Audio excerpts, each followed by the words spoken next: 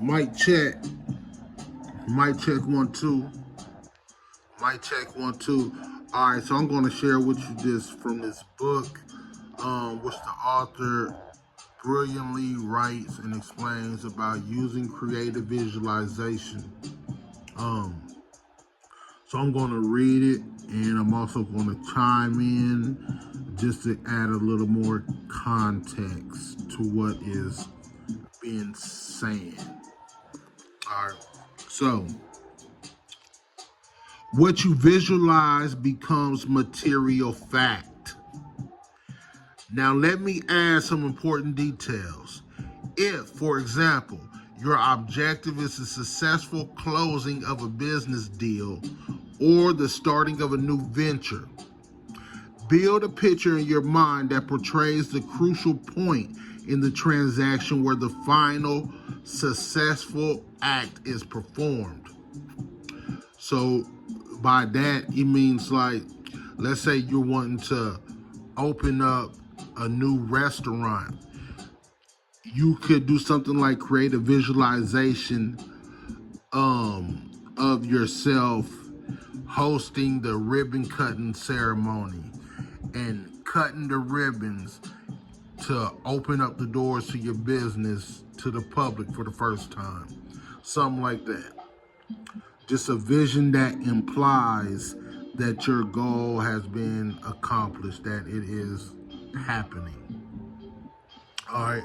Now, by holding this picture in your mind clearly and strongly for 2 or 3 minutes at a time, you are literally creating the same situation in fact.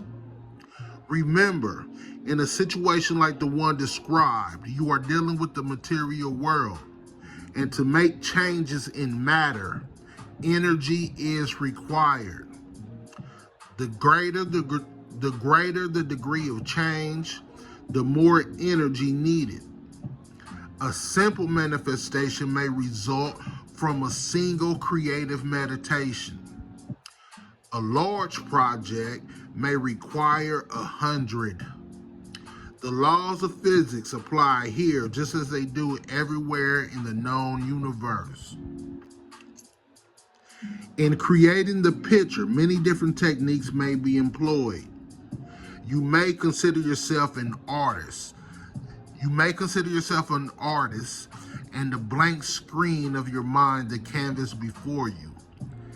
Paint in, then, with full color the image you wish to have appear. Use your imagination and fill it in with sound and scent as well as color.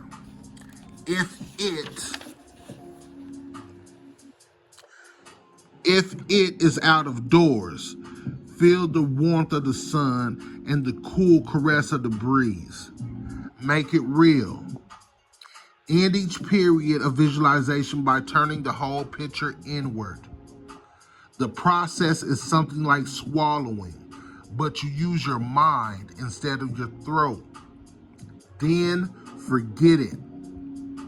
Don't permit your thoughts to turn back to what you have done, and do not permit any faint images of the picture you have painted to trail in your imagination. Put it completely out of your mind.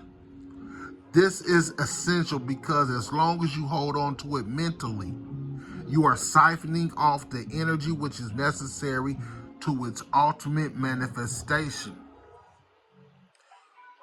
When you have started energy working in your behalf by repeated visualizations of your desired objective, make every physical effort possible to bring it about. Do not sit back as to say, I defy you to manifest. Do what you can to help. Open the avenues of all possibilities. It is much easier to go through an open door than one which is closed. Remember, too, you must be convinced that what you are planning is good and desirable and that it will not hurt anyone. This is not a question of God stopping an evil deed, although at times it may seem that way. but of your own conscience, short-circuiting the energy. Only an extreme evil and undeveloped person will have the ability to avoid this type of mental inhibition. All right, basically, so he's saying make sure your desire is attainable, right? Make sure it's something that you can believe, and let it be something that is not harmful to anyone else. All right. So bring it about in the name of love, basically, and make sure it's something that is reasonable. All right. So let's go. Where we at? Permit me to caution you against planning recklessly. The story of the genie in the bottle who granted 3 wishes, all of which turned out to be foolish, is an example. Certain possibilities exist for everyone, and your mental creations will be happy and successful if they keep within bounds. You may think that nothing is impossible, and today this is nearly literally true, but that does not mean that nothing is impossible to me or to you. We both have our limitations. I have mine and you have yours. Suppose you had a sudden urge to set foot on the moon.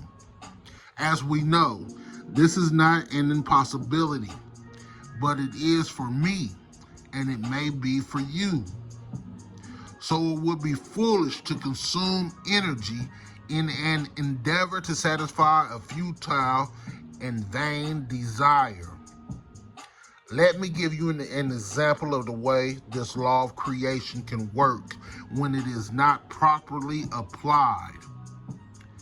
This is as reported by a Rosicrucian neophyte, a workman in a factory.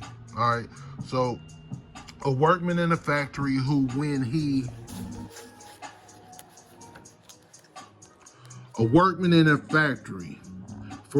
learned of this law, decided to use it to get $5,000. He persisted in this visualization daily for several months until it gradually became more and more real to him, as it does. But he took no further action and did not in any other way try to earn or obtain this money. One day, while at work, he slipped and fell into one of the machines in such a way that his foot was crushed. Fortunately, when he got out of the hospital, he was able to walk once again by wearing a special shoe, but the whole front of his foot was gone. The company paid his hospital bill, gave him full salary while he was away from work, and treated him well in every way. On the day he returned to the plant, the general manager asked him to come to the office and there offered him a check for $5,000 if he would agree to make no further claim against the company. It was then, and only then, this man realized how he was responsible for what had happened and where he himself had failed, and so told us a story to help others. Energy that is built up demands release, and if we do not open doors for it and guide it in the proper direction, it is likely to break out in an undesirable way. The art of mental creation here described, as its name indicates, is an act of the mind whereby energy is accumulated and directed toward a desired objective. But the Rosicrucians also teach a different way of prayer, which in some cases is much more effective. This prayer is not based on mind and will, but upon love. All right, so this kind of a good place to stop because he's about to go into giving another technique. But what he says about creative visualization, Man, create the images, see the things that you want to manifest, what it is you want to manifest.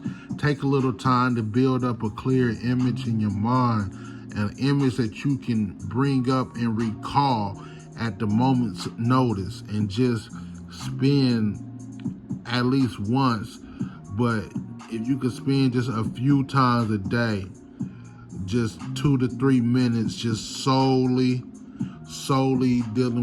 going into this visualization and meditating on it, and then putting it out your mind and going on with your day. Try not to get caught up too heavy in lusting for results, which is hard not to keep thinking about something that you really want bad. So when you find yourself thinking about it a lot, just feel grateful as if it's already happened. Or more importantly, turn your attention to something else that you can do physically to help it come into being. All right. Anyway, so I'm going to start right there. Again, the book that I'm reading from, Wisdom of the Mystic Masters.